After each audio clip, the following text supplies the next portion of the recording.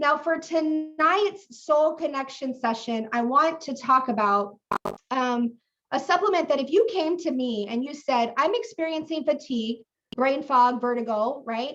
And I could only recommend one thing for you to add to your program, it would be NeuroIM. Because this is one, if you are looking to strengthen your overall brain health or repair and protect from damage, medicinal mushrooms are the powerhouse of brain inflammation supplements. And so tonight we have Greg Halliday, the president and founder of Solle Naturals, here to tell us more about NeuroIM and this powerful, powerful, powerful formula. Thank you, Erica. What great information. But listening to all the teaching, if everything that you explained is like the shape of a puzzle piece, it's very, all these different needs that we have and conditions that occur in the brain, it really is, NeuroIM, it fits exactly in the puzzle piece for tonight's topic. It just really does, because the mushrooms are so amazing, and also because instead of picking one or two, which would have been really easy, because I want to just share a couple of them with you. There are a couple that are really, really big right now. They're the talk of the town. And in fact, like one of them, all the CBD products, you hear a lot about CBD, they all want to combine them with this first one I'm going to tell you with, because it's such a rebuilder, a brain rebuilder. And so we didn't want to stop there, because we tried to look at the broadest picture possible and complete all those little curves and bumps of the puzzle piece shape that Eric has taught us about, which is this brain health and how complex it is. And I'm sure it's just the tip of the iceberg, really, what we understand to this point. But there's so much that we do know about the brain. And I mean, starting with when I started in this industry 30 years ago, almost 32 years ago, science was adamant that the brain will not repair once damaged. You don't grow new neurons, they were just adamant about it. Very different story listening to Erica today, as she's gleaned things, from science and her experience. So, and I'm just going to go through, try to think back to, and this is a test for all of our what they call free memory recall. So we just heard Erica.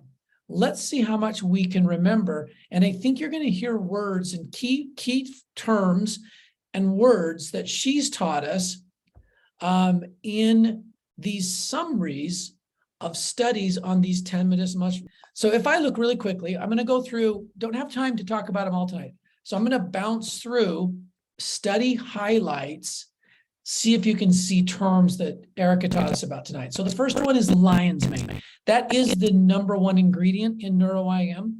Lion's mane is a mushroom that looks like the mane of a lion, except for that it's white.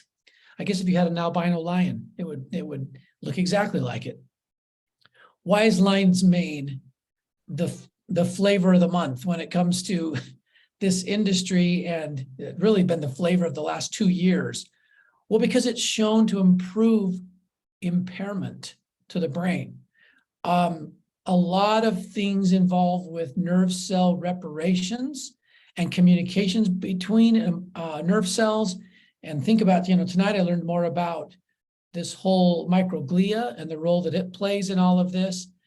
Lion's mane aids in that reparation process while destroying inflammatory conditions, like inflammatory plaques that get in the brain that are in evidence in an Alzheimer's situation, like oxidative stress that is always accompanying inflammation, like is seen with Parkinson and a number of brain imbalances. Not only that, but lion's mane helps the body, better said, rebuild the protective coating around neurons, or the myelin sheath. So these are all studies. Significant reduction in neuropathic pain, something that Erica mentioned. So anxiety and mental conditions associated with inflammation. All of this, the focus of studies with lion's mane. So that's the first one. Second one is Mesima.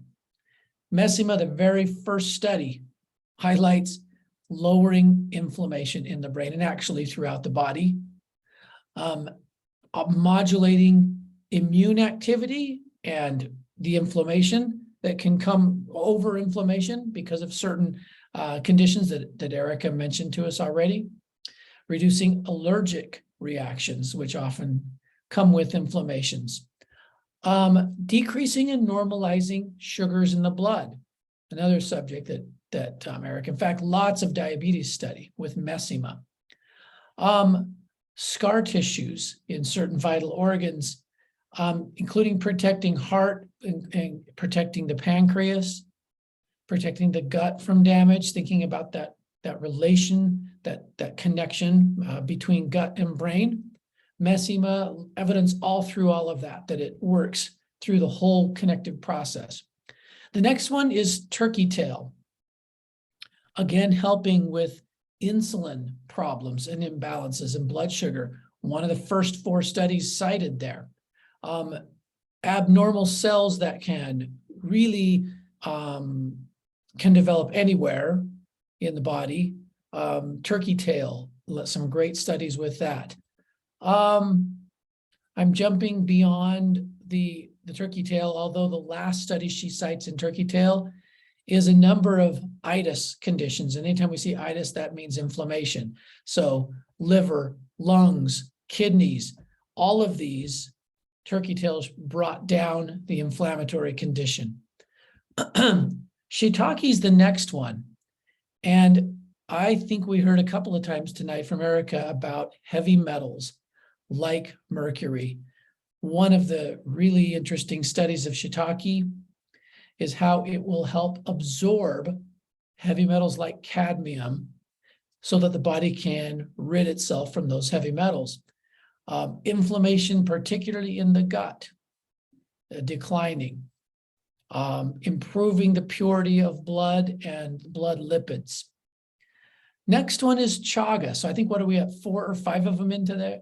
And right out the bat with Chaga, brain inflammation is cited, protecting against an Alzheimer's condition, balancing blood sugars and sugar levels, reducing damaging inflammation in both the colon and in the pancreas, and suppressing a number of pro-inflammatory mediators. So you got a lot with Chaga about inflammation again.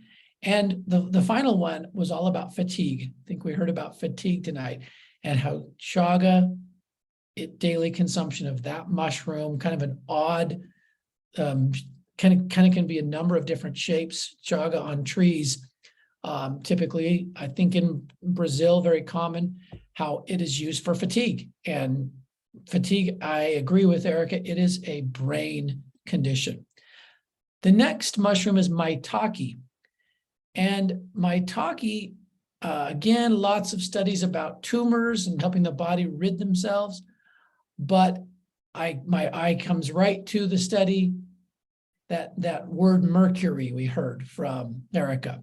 One of the great studies of Maitake showed that mercury levels could be greatly reduced in blood, liver, and kidneys with just the consumption of Maitake nutritionally in the diet. So it isn't too late when you have conditions where you've been exposed, you have those situations, the mushrooms can help the body do something about it.